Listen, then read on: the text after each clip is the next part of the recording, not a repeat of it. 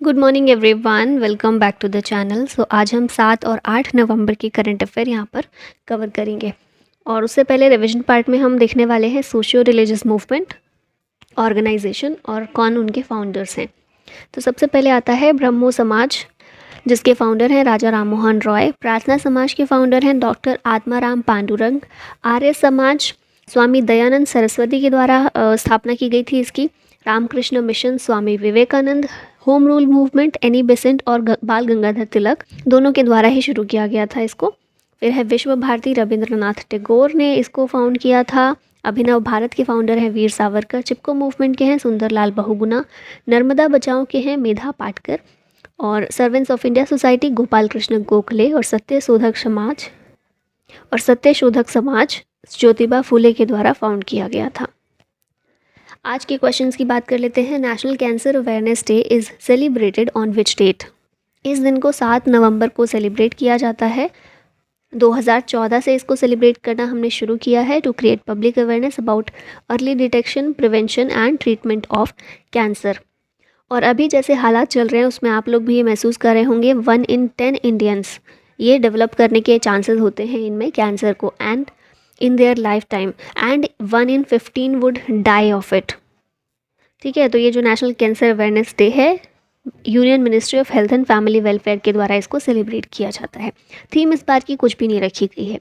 ठीक है, infant protection day is celebrated on which date. तो सेम डे है 7 नवंबर, इन्फेंट प्रोटेक्शन डे को सेलिब्रेट किया जाता है। थीम है इस बार की ensuring every child's right to thrive. Infant care की क्या इंपॉर्टेंस है, इसको लेकर अवेयरनेस क्रिएट करने के लिए दिन सेलिब्रेट किया जाता है।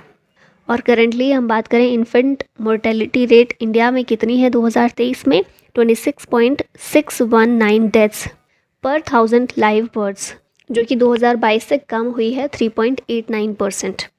ठीक है, नेक्स्ट क्वेश्चन है who has been appointed chief information commission recently, commissioner recently. तो chief information commissioner Hiralal Samariya को अपॉइंट किया गया है।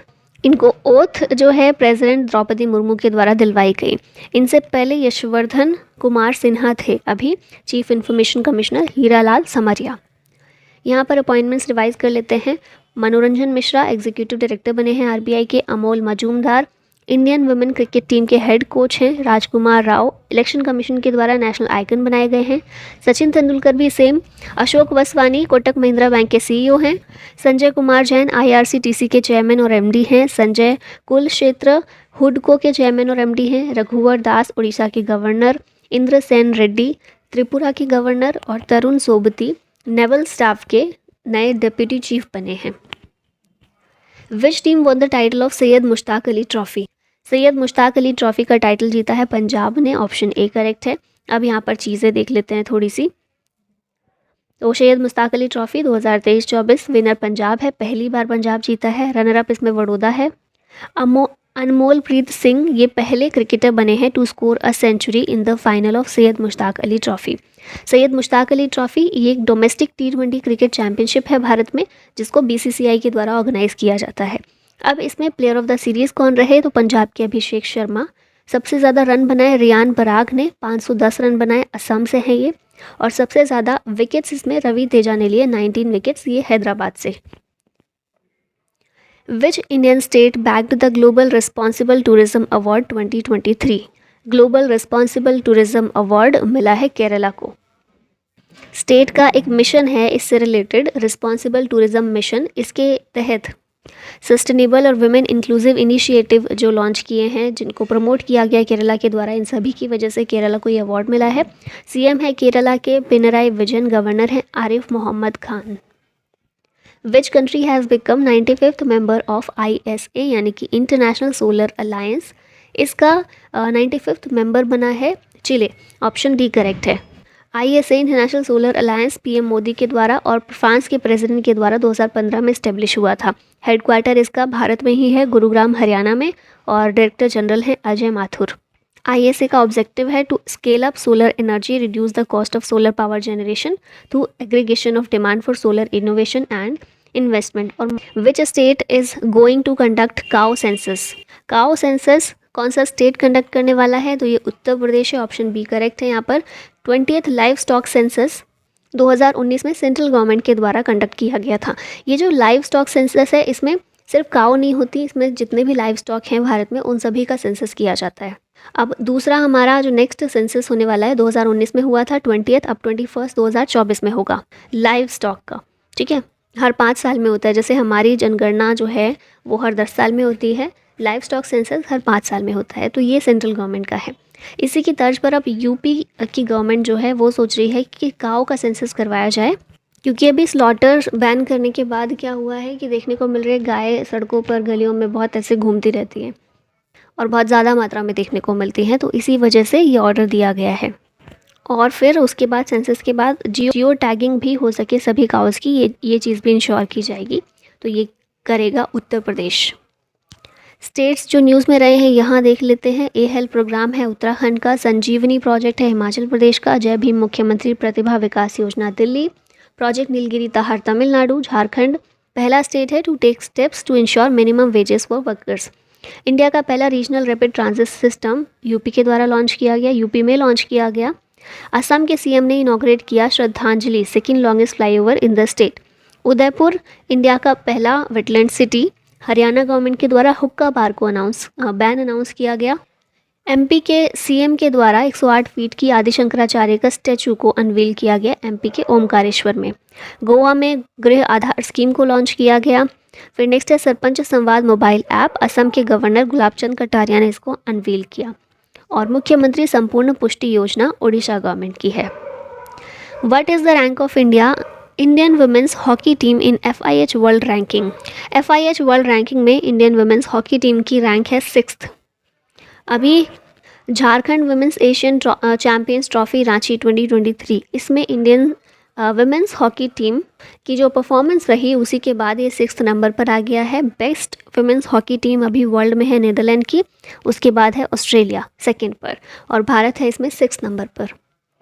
What is the name of first ever AI powered agricultural news monitoring system. इसका नाम है कृषि 24/7।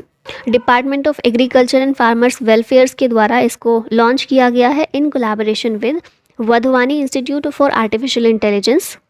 देश का पहला AI पावर्ड सोल्यूशन है automated agriculture news monitoring and analysis के लिए कृषि 24/7।